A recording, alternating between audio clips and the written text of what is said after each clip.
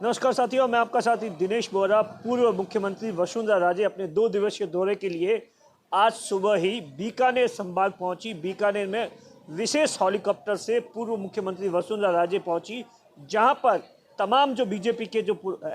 X MP, MLA और पूर्व मंत्री थे, वसुंधरा राजे का जबरदस्त तरीके से स्वागत किया। आप तस्वीरों में देख सकते हैं कि बाड़मेर जैसलमेर के बीजेपी के पूर्व सांसद कर्नल सोनाराम चौधरी भी वसुंधरा राजे का स्वागत करने के लिए वहां पर पहुंचे, बीकानेर पहुंचे, जहां पर आप देखिए तस्वीरों में साफ तौर पर नजर आएंगे कि किस तरीके से कर्नल सोनाराम चौधरी है वो मुख्यमंत्री वसुंधरा राजे का हेलीकॉप्टर से उतरने के बाद स्वागत कर रहे हैं और उसके बाद में तमाम जो वहाँ बीजेपी के जो बड़े नेता हैं उनके साथ मुलाकात कर रहे हैं। वसुंधरा राजे के इस दौरे में उनका जो बेटे एमपी है वो भी उनके साथ में थे। उनके साथ में भी आप देखिए कि किस तरीके से कर्नल सोनाराम चौधरी मुलाकात कर रहे हैं। और दरअसल वसुंधरा राजे की ये देव दर्शन यात्रा बताई जा रही है, जो कि इससे पहले जालोर और सिरोही में हुई थी और उसके बाद में बीकानेर और वहाँ पहुंची है। दरअसल जिस तरीके से बीजेपी के अंदर मुख्यमंत्री चेहरे को लेकर तमाम तरीके के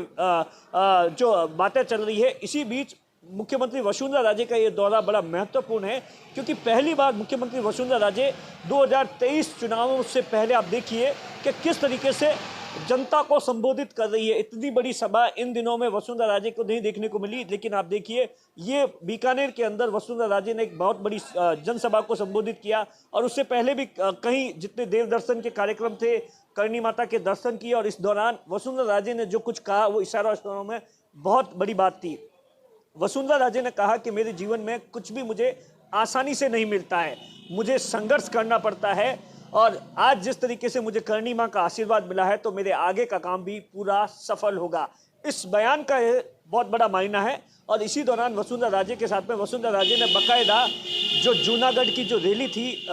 जो जनसंवाद रैली थी, उसमें वसुंधरा राजे को सुनने के लिए पहले की तरह ही हजारों की तादाद में लोग आए थे। और वसुंधरा राजे ने बाकायदा मंच पर बीजेपी के आला कमान को एक बहुत बड़ा संदेश देने की कोशिश की, कि बताया कि किस तरीके से आप देखिए कि जो गंगानगर के सांसद है, चूरू के सांसद है, जो उनके बेटे हैं, 3 एमपी उनके साथ में हैं। इसके अलावा भरतपुर से लेकर झालावाड़, बाड़मेर,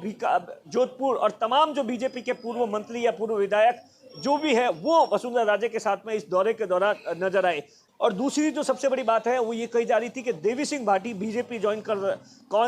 कर सकते हैं, इसी के लिए ये शक्ति प्रदर्शन किया जा रहा है। तो उन सब चीज़ों पर अब विराम लगा है। देवी सिंह भाटी ने मीडिया से बातचीत करते हुए सीधे तौर पर कहा है कि वसुंधरा राजे से उनकी बहुत घनिष्ठता है, वो उनकी लीडर रह चुकी है, इसीलिए वसुंधरा राजे के साथ में देवी सिंह भाटी नजर आ रहे हैं। और साफ तौर पर कहा कि अभी तक बीजेपी ज्वाइन को लेकर जब भी ज्वाइन करेंगे तो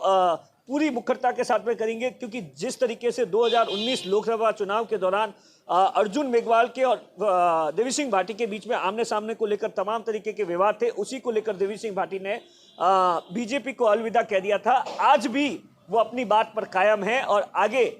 की क्या परिस्थितियां बनती है वो अलग है, लेकिन जिस तरीके से वसुंधरा राजे की ये यात्रा है और उसमें जो भी वसुंधरा राजे के गुट के जो नेता है वो पूरी तरीके से सक्रिय हो गए हैं 2023 चुनाव से पहले, और कहीं ना कहीं इस यात्रा को लेकर इस तरीके के कयास भी लगाए जा रहे हैं कि बीजेपी का आला कमान है वो नाराज है, क्योंकि जिस तरीके से आप देखिए 2 जगह पर वसुंधरा जाकर जनसंवाद के नाम पर जनसभा को संबोधित कर रही है। इस बात से बीजेपी का आला कमान और प्रदेश बीजेपी के कई नेता खफा है।